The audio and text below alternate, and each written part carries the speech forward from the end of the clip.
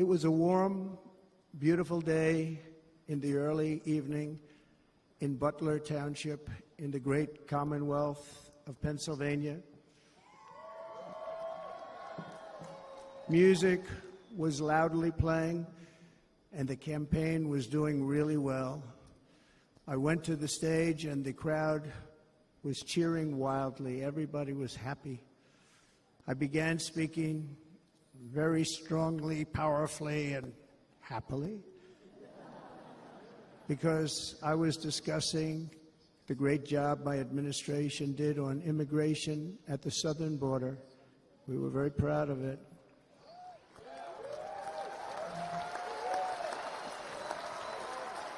Behind me and to the right was a large screen that was displaying a chart of border crossings under my leadership. The numbers were absolutely amazing. In order to see the chart, I started to, like this, turn to my right and was ready to begin a little bit further turn, which I'm very lucky I didn't do, when I heard a loud whizzing sound and felt something hit me really, really hard on my right ear. I said to myself, wow, what was that? It can only be a bullet. And moved my right hand to my ear, brought it down. My hand was covered with blood, just absolutely blood all over the place. I immediately knew it was very serious, that we were under attack, and in one movement proceeded to drop to the ground. Bullets were continuing to fly as very brave Secret Service agents rushed to the stage, and they really did. They rushed to the stage.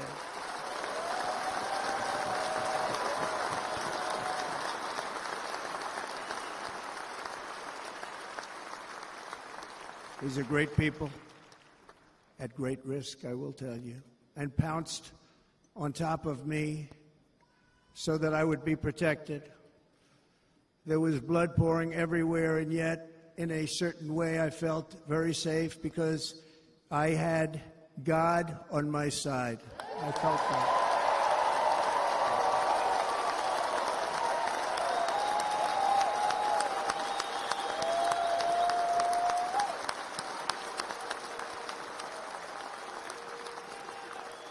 The amazing thing is that prior to the shot, if I had not moved my head at that very last instant, the assassin's bullet would have perfectly hit its mark, and I would not be here tonight. We would not be together. The most incredible aspect of what took place on that terrible evening in the fading sun was actually seen later. In almost all cases, as you probably know, and when even a single bullet is fired, just a single bullet, and we had many bullets that were being fired, crowds run for the exits or stampede, but not in this case. It's very unusual.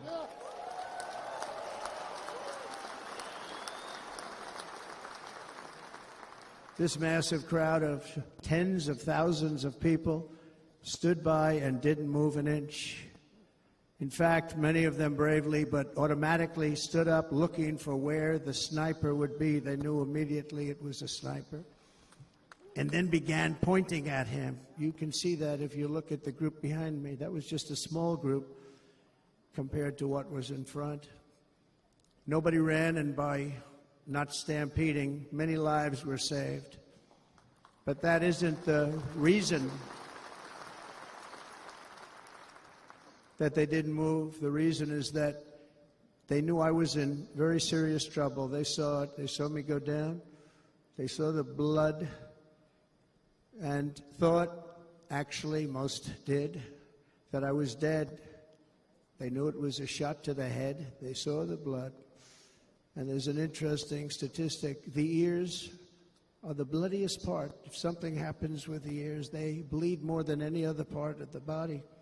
For whatever reason, the doctors told me that, and I said, why is there so much blood? He said, it's the ears. They bleed more. So we learned something, but they just, this beautiful crowd, they didn't want to leave me. They knew I was in trouble. They didn't want to leave me, and you can see that love written all over their faces. Incredible people. They're incredible people. Bullets were flying over us, yet I felt serene. But now the Secret Service agents were putting themselves in peril. They were in very dangerous territory. Bullets were flying right over them, missing them by a very small amount of inches.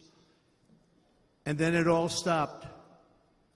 Our Secret Service sniper, from a much greater distance and with only one bullet used, took the assassin's life, took him out.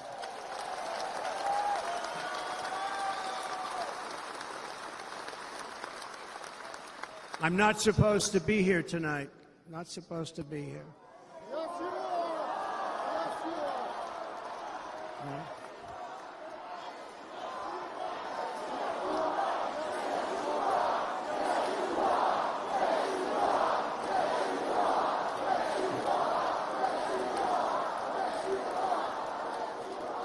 Thank you. But I'm not. And I'll tell you, I stand before you in this arena only by the grace of Almighty God.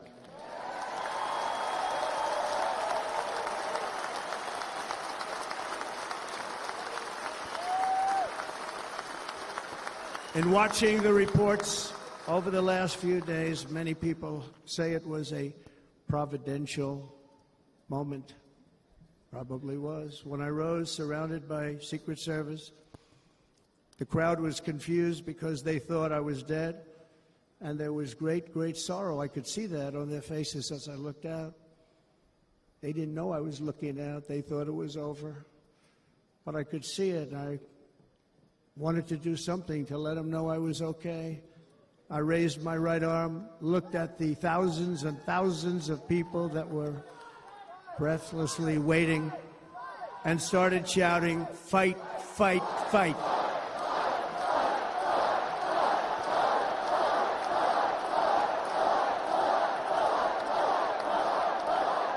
Thank you. Once my clenched fist went up, and it was high into the air. You've all seen that. The crowd realized I was okay and roared with pride for our country like no crowd I have ever heard before. Never heard anything like it. For the rest of my life, I will be grateful for the love shown by that giant audience of patriots that stood bravely on that fateful evening in Pennsylvania.